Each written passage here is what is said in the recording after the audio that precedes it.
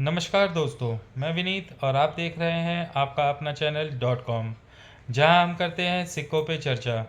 दोस्तों, ऐसा ही एक सिक्का आज मैं आपके लिए लेकर के आया हूं। आपने थंबनेल देख लिया होगा और समझ गया होगा, पर आज मैं जो इस वीडियो में अलग बताने वाला हूं, मैं सिर्फ 2 मिनट में एक ऐसा तरीका बताऊंगा जिससे आप ये म्यूल और रेयर सिक्का काफ़ी आसानी से समझ जाएंगे, जो कि कॉमन जो पीपल होते हैं जो न्यूमिस्मेटिक्स फील्ड से नहीं है, वो रेयर सिक्का पहचानने में उनको दिक्कत होता है।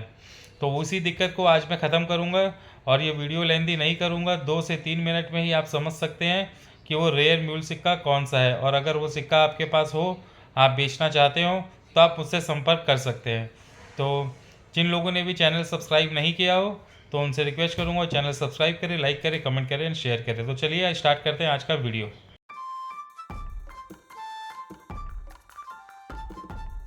दोस्तों, राजीव गांधी के इस रेयर कैटेगरी वाले म्यूल सिक्के को पहचानने के लिए हमारे पास 2 सिक्कों का होना आवश्यक है, जिसे आप देखकर इसके अंतर समझ सकते हैं। इसके सबसे पहले दोस्तों, राजीव गांधी का ये जो कॉमन सिक्का है, इसकी डिटेलिंग के बारे में जानेंगे, क्योंकि अगर हम इसकी डिटेलिंग्स के बारे में नहीं समझेंगे तो कौन सा सिक्का रेयर है हम इसको नहीं पहचान पाएंगे। रेयर सिक्के की पहचान के लिए आप अगर इसकी डिटेलिंग ध्यान से देखेंगे और समझेंगे तो रेयर सिक्के को पहचान पाएंगे। तो रिवर्स साइड का जो राजीव गांधी का ये सिक्का है, कॉमन का और रेयर का, दोनों में कोई भी डिफरेंस नहीं है दोस्तों। हाँ, दोनों ही सिक्के देखने में एक जैसे लगते हैं। बीच में राजीव गांधी जी का पोर्ट्रेट है, नीचे उनकी जन्म और डेथ ईयर लिखी हुई है। लेफ़्ट हैंड साइड में राजीव गांधी लिखा हुआ है हिंदी में, राइट हैंड साइड में राजीव गांधी लिखा है इंग्लिश में। और साइड में अगर आप देखेंगे तो रिम के बगल में आपको तीत शेप दिखाई देगा। हाँ दोस्तों, वो डिज़ाइन तीत शेप का आपको दिखाई देगा, जो कि दोनों ही सिक्कों में कॉमन और रेयर में एक ही जैसा देखने को लगता है। अब इसकी रिवर्स साइड की बात तो हमने कर ली, अब ऑब्वर्स साइड की बात करते हैं। दोस्तों, ऑब्वर्स साइड वो है जहाँ अशोका स्तंभ रहता है, उसे हम ऑब्वर्स साइड कहते हैं। अगर आप दोस्तों ऑब्वर्स साइड देखेंगे तो ऑब्वर्स साइड भी बिल्कुल सेम ही है, पर आपको सिर्फ इसमें एक बहुत हल्का सा डिफरेंस नज़र आएगा, जिसके कारण इस सिक्के की कीमत 1 लाख रुपए तक है आज की डेट में। हाँ दोस्तों, अक्टूबर की बात कर रहा हूँ मैं, 30 तारीख की। इस सिक्के की कीमत 1 लाख रुपए तक है, अगर आपको ये सिक्का यूएनसी कंडीशन में अपने कलेक्शन में कलेक्ट करना है तो। अगर आप ऑब्वर्स साइड के इस राजीव गांधी के सिक्के के रिम के बगल में जो टूथ मार्क है आप देख पा रहे हैं, हर एक टूथ के बीच में एक स्ट्रेट लाइन है। हाँ दोस्तों, हर एक टूथ के बीच में रेयर वाली के एक स्ट्रेट लाइन है, जो कि कॉमन में नहीं है। इसीलिए ये सिक्का रेयर म्यूल कॉइन बन जाता है। दोस्तों, मैं फिर से आपको ये फ़र्क दिखाता हूँ। आप देखिए, जो टीथ मार्क है ऑब्वर्स साइड में राजीव गांधी जी के सिक्के में, कॉमन में दोनों साइड सेम रहेंगे, और रेयर में आपको रिवर्स साइड में देखने को मिलेगा सिर्फ टूथ मार्क, और ऑब्वर्स साइड में आपको देखने मिलेगा टूथ मार्क के बीच में एक सीधी लाइंस जा रही है चारों तरफ। ये दोस्तों सिक्का बहुत कम मिंटेज हुआ था, और ये सिक्का कैसे छपा इसके बारे में भी मैं आपको बताता हूँ, और क्यों ये म्यूल रेयर कॉइन बना।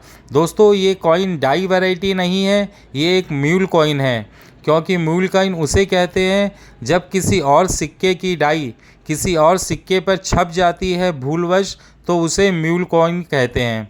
अब आप सोचेंगे कि म्यूल कॉइन तो इतना कॉस्टली नहीं होता है, और भी बाकी आपने बहुत म्यूल कॉइन देखे होंगे, पर इस राजीव गांधी के सिक्के की कहानी मैं आपको बताता हूँ कि इसकी मिंटेज अगर 100% कॉइन में 99% कॉमन छपे थे, और 1% ही कॉइन थे जो इस डाई में छपे, और वो देखने को बहुत कम मिले।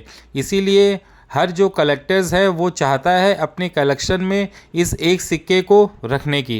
राजीव गांधी जी के थीम पे ढाला गया ये सिक्का दोस्तों 2 मिनट से देखने को मिलता है बॉम्बे और हैदराबाद।